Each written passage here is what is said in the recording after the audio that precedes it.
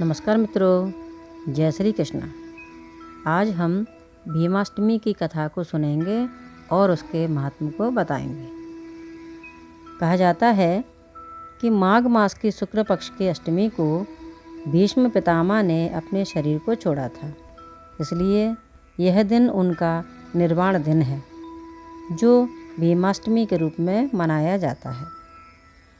इस दिन भीष्म पितामह के निमित्त तिलों के साथ तर्पण तथा श्राद्ध करने वाले व्यक्ति को संतान प्राप्त होती है।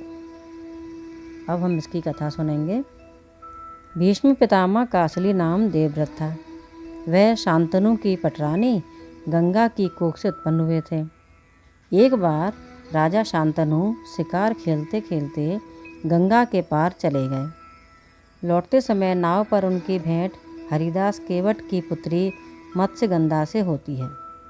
वे उसके रूप लावण्य पर मुग्ध हो जाते हैं। राजा शांतनु हरिदास से उसका अपने लिए हाथ मांगते हैं, परंतु वह राजा के प्रस्ताव को ठुकरा देता है।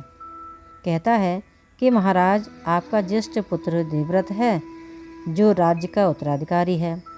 यदि आप मेरी कन्या के पुत्र को राज्य का उत्तराधिकारी बनाने की घोषणा करें तो मैं तैयार हूँ। शांतनु ने इस बात को मानने से मना कर दिया, परंतु वह मत्स्यगंधा को न भूल सके। उसकी याद में व्याकुल रहने लगे। एक दिन देवव्रत ने उनसे व्याकुलता का कारण पूछा। सारा वृत्तांत ज्ञात होने पर देवव्रत स्वयं केवट हरिदास के पास गए और गंगा जल हाथ में लेकर शपथ ली कि मैं आजीवन अविवाहित रहूँगा। इसी कठिन प्रतिज्ञा के कारण उनका नाम भीष्म पड़ा। राजा शांतनु ने देवव्रत से प्रसन्न होकर उसे इच्छित मृत्यु का वरदान दिया।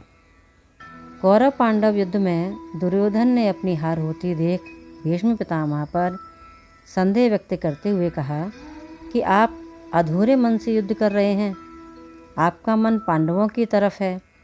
भीष्म यह सुनकर बड़े दुखी हुए तथा आज जो हरही ना शस्त्र गहाऊं ऐसी प्रतिज्ञा की। तत्पश्चात घमासान युद्ध हुआ। भगवान श्री कृष्ण को भीष्म प्रतिज्ञा की रक्षा के लिए सुदर्शन चक्र को हाथ में उठाना पड़ा। भगवान श्री कृष्ण की प्रतिज्ञा थी कि मैं युद्ध में शस्त्र नहीं उठाऊंगा।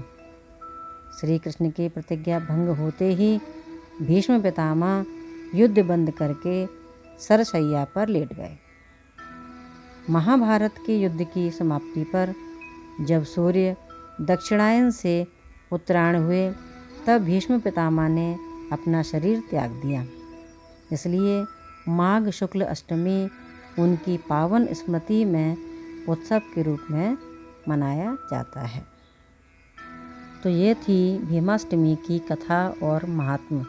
अगर आपको ये कथा अच्छी लगी हो तो इस वीडियो को लाइक करें और अधिक कथा सुनने के लिए चैनल को सब्सक्राइब करें। धन्यवाद। जय श्री कृष्ण।